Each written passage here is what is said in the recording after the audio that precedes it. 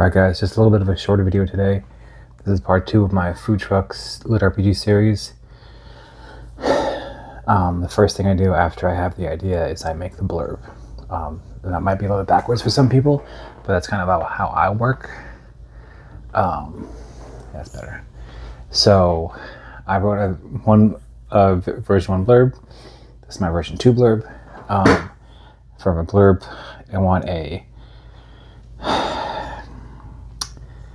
quote at the top. It's kind of punchy, that gives a little bit of story, and that mine is a little bit in work.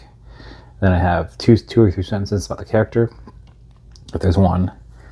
Repeat that 2 times or 3 times as there's 2 or 3 characters.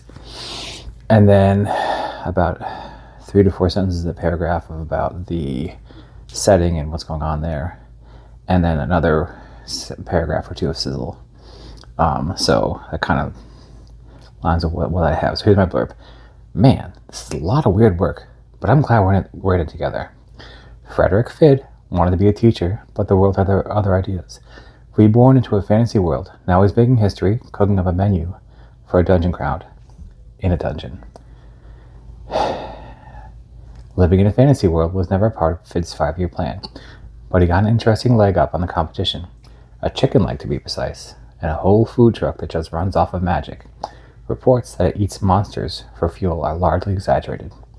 It didn't take long for him to find people interested in his particular flavorful taste, and together with his new besties, Ari Emrys, the bearded dwarf, and his wife, Lady Rook, the 3 are poised to change the entire discourse about what's edible in your local dungeon.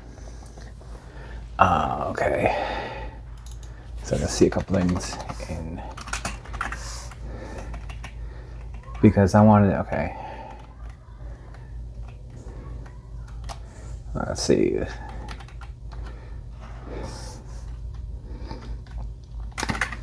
Oh, so I'm going to change this to a version 3, but leaving his students behind because he was a teacher.